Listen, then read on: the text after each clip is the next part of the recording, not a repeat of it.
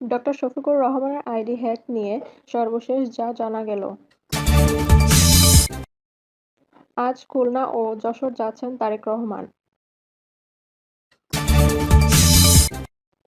Plot দুর্নীতির মামলায় শেখ হাসিনার কয় বছরের জেল হলো? হাদি হত্যায় ফয়সালের সহযোগী রুবেল দায় স্বীকার করেছে। এলপিজি গ্যাসের নতুন দাম কত নির্ধারণ করা হলো? নিয়মিত আপডেট পেতে চ্যানেলটি সাবস্ক্রাইব করে আমাদের সাথে থাকুন। এবারে জানিয়ে দিচ্ছি বিস্তারিত। জামায়াতে ইসলামীর আমির ডক্টর শফিকুর রহমানের ভেরিফাইড এক্স হ্যান্ডেল থেকে কর্মজীবী নারীদের বিষয়ে করা কথিত একটি পোস্ট নিয়ে তোলপাড় পুরো দেশ জুড়ে। রাজনৈতিক অঙ্গনে চলছে ব্যাপক আলোচনা-সমালোচনা। পোস্টের জের ধরে সামাজিক মাধ্যম জামায়াতে ইসলামী ও দলটির আমিরকে নারীবিদ্বেষী আখ্যা দিয়ে নানা নেতিবাচক মন্তব্য করা হচ্ছে। বিষয়টি নিয়ে কড়া সমালোচনা করছে নির্বাচনী মাঠের প্রধান প্রতিপক্ষ দেশের অন্যতম প্রধান রাজনৈতিক দল বিএনপিও। এমনকি পোস্টটি ঘিরে নারী অবমাননার অভিযোগ তুলে ছাত্রদল প্রতিবাদ মিছিলও করেছে। তবে জামায়াতে ইসলামী দাবি করছে তাদের আমিরের ভেরিফাইড এক্স হ্যান্ডেল হ্যাক করা হয়েছিল। একটি মহল ষড়যন্ত্র অংশ হিসেবে পরিকল্পিতভাবে হ্যাক করে এ ধরনের আপত্তিকর পোস্ট দিয়েছে বলে দাবি করে দলটি। তাদের দলের আরেক দায়িত্বশীল নেতার ফেসবুক পেজ হ্যাক করে আমিরের ওই পোস্টের বাংলা ভার্সন ছড়ানো হয় বলে জানিয়েছে দলটি। এই হ্যাকের ক্ষেত্রে বঙ্গভবনের একজন কর্মকর্তার ইমেইল আইডি ব্যবহার করা হয়েছে বলেও জামায়াত জরুরি সংবাদ সম্মেলনে দাবি করেছে। সম্মেলনে বলেছে, শনিবার বিকেলে আপত্তিকর পোস্টের বিষয়টি নজরে আসার পর তাদের আইটি টিমের তৎপরতায় জামায়াত আমিরের অ্যাকাউন্টটি পুনরায় নিয়ন্ত্রণে নেওয়া হয়। হ্যাকের বিষয়টি ওই অ্যাকাউন্টে ঘোষণার পাশাপাশি শনিবার রাতেই দলের পক্ষ থেকে বিবৃতি, হাতিরঝিল থানায় জিডি এবং গতকাল রোববার কেন্দ্রীয় কার্যালয়ে সংবাদ সম্মেলনে বিস্তারিত তুলে ধরা হয়। পরে এ বিষয়ে তদন্ত করে ব্যবস্থা নিতে নির্বাচন কমিশন এবং সাইবার ট্রাইব্যুনালেও জানায় জামায়াত। অবশ্যই আইডি হ্যাক করে বিতর্কিত পোস্ট দেওয়ার পর আবার আইডির নিয়ন্ত্রণ ফিরে পাওয়া নিয়ে জামায়াতের বক্তব্যের বিষয়ে নতুন করে কেউ কেউ বিতর্ক করছেন।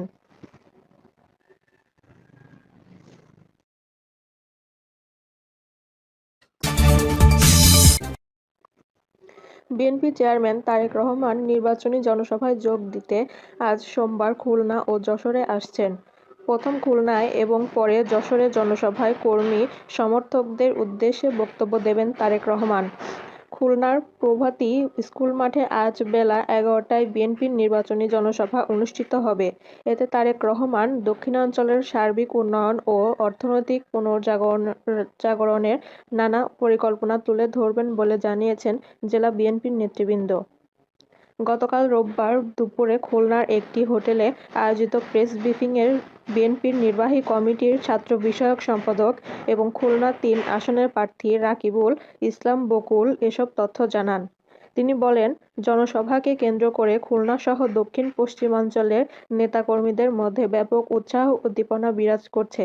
ইতিমধ্যে জনসভাস্থলে মঞ্চ নির্মাণ, নিরাপত্তা ব্যবস্থা, আইনশৃঙ্খলা রক্ষা ও জনসমাগম নির্বিঘ্ন করতে প্রয়োজনীয় সব প্রস্তুতি প্রায় সম্পন্ন হয়েছে। আশপাশের জেলা, উপজেলা থেকেও বিপুল সংখ্যক মানুষ জনসভায় অংশ নেবেন বলে তিনি আশা করেন।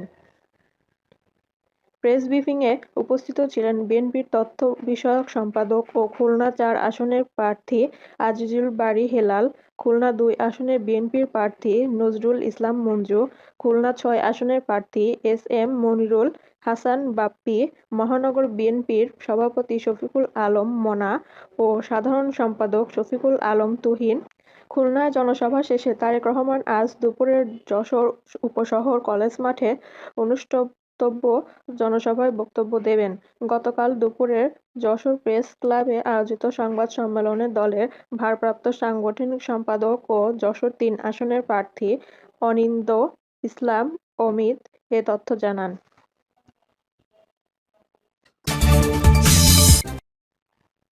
ক্ষমতার অপব্যবহার করে রাজধানী উন্নয়ন কর্তৃপক্ষের পূর্বাঞ্চল নতুন শহর প্রকল্পে সরকারি প্লট বরাদ্দ নেওয়ার মামলায় ক্ষমতাচ্যুত প্রধানমন্ত্রী শেখ হাসিনার বিরুদ্ধে করা পৃথক দুই মামলার রায় ঘোষণার জন্য আজ দিন ধার্য করেছে।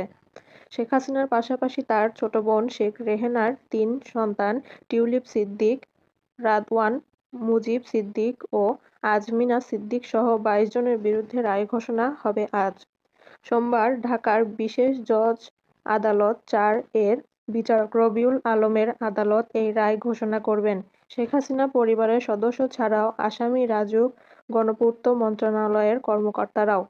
এ মামলায় ২১ জন আসামি পলাতক। মামলা দুটির অভিযোগে বলা হয়, আসামিরা পরস্পর যোগসাজশে শহরে বাড়ি বা ফ্ল্যাট বা আবাসন সুবিধা থাকার পরও তা গোপন করেছে। এর ফলে প্লট বরাদ্দে আইন, বিধি, নীতিমালা ও আইনানুগ পদ্ধতি লঙ্ঘন হয়েছে। মূলত ক্ষমতায় থাকাকালীন শেখ হাসিনা তার প্রধানমন্ত্রীর প্রভাব কাজে লাগিয়ে ও জালিয়াতি করে রাজউকের নতুন শহর প্রকল্পের একাধিক প্লট বরাদ্দ নেন, যা পরে দেন শেখ রেহেনার সন্তানদের। এক্ষেত্রে রাজউকের বিধিনিষেধও অমান্য করা হয়। ইতিমধ্যে প্লট দুর্নীতির ৪ মামলায় শেখ হাসিনার ২৬ বছরের কারাদণ্ড হয়েছে। এই দুই মামলাতেও সর্বোচ্চ শাস্তির দাবি দুদকের আইনজীবীদের। ইনকিলাব মঞ্চের মুখপাত্র শরীফ ওসমান বিন হাদী হত্যা মামলার প্রধান আসামি ফয়সাল করিম মাসুদের ঘনিষ্ঠ সহযোগী ফয়সাল রুবেল আহমেদ আদালতে দোষ স্বীকার করে জবানবন্দি দিয়েছেন। আজ রোববার এ তথ্য জানান প্রসিকিউশন বিভাগের এসআই রুকনুজ্জামান। তিনি জানান, ২ দফায় ৯ দিনের রিমান্ড শেষে রুবেলকে শনিবার আদালতে হাজির করেন মামলার তদন্ত কর্মকর্তা সিআইডি পুলিশের ঢাকা মেট্রো পূর্ব বিভাগের সহকারী পুলিশ সুপার আব্দুল কাদির ভূঁইয়া।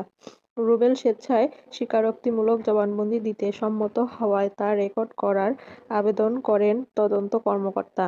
আবেদনের প্রেক্ষিতে ঢাকার মেট্রোপলিটন ম্যাজিস্ট্রেট মোহাম্মদ মাহবুবুর রহমান তার জবানবন্দি রেকর্ড করেন। এরপর তাকে কারাগারে পাঠানো হয়। এর আগে গত ২১শে জানুয়ারি মধ্যরাতে দক্ষিণ কেরানীগঞ্জের আটি-নয়াবাজার এলাকা থেকে ডিবি পুলিশের সহায়তায় রুবেলকে গ্রেফতার করে সিআইডি। ত্রয়োদশ জাতীয় সংসদ নির্বাচন ও গণভোটের তফসিল ঘোষণার পরদিন গত ২২শে ডিসেম্বর দুপুরে রাজধানীর বিজয়নগর এলাকায় পুরনো পল্টনের বক্স কালভার্ট রোডে ওসমান হাদীকে গুলি করে চলন্ত মোটরসাইকেলের পেছনে বসে থাকা আত্মীয়। চলতি ফেব্রুয়ারি মাসের জন্য তরলকৃত পেট্রোলিয়াম গ্যাসের এলপিজির দাম নতুন করে সমন্বয় করতে যাচ্ছে বাংলাদেশ এনার্জি রেগুলেটরি কমিশনের বিইআরসি। ভোক্তা পর্যায়ে এ মাসে এলপিজির দাম বাড়ছে নাকি কমছে তা জানা যাবে আজ। রোববার ১ ফেব্রুয়ারি বিইআরসির এক বিজ্ঞপ্তিতে এ তথ্য জানানো হয়েছে। বিজ্ঞপ্তিতে বলা হয়েছে, সৌদি আরামকো ঘোষিত ফেব্রুয়ারি ২০২৬ সালের মাসের সৌদি সিপি অনুযায়ী এ মাসের জন্য ভোক্তা পর্যায়ে বেসরকারি এলপিজির মূল্য সমন্বয়ক সম্পর্কে বাংলাদেশ এনার্জি রেগুলেটরি কমিশনের নির্দেশনা সোমবার দুপুর ৩টায় ইনস্টিটিউশন অব ইঞ্জিনিয়ার্স বাংলাদেশের ঢাকাস্থ কমিশনের কার্যালয়ের শুনানি কক্ষে এক প্রেস ব্রিফিংয়ের মাধ্যমে ঘোষণা করা হবে। এর আগে গত জানুয়ারি মাসে দেশে ভোক্তা পর্যায়ে তরলকৃত পেট্রোলিয়াম গ্যাসের ১২ কেজি সিলিন্ডারের দাম ১,৩০৬ টাকা নির্ধারণ করা হয়েছিল।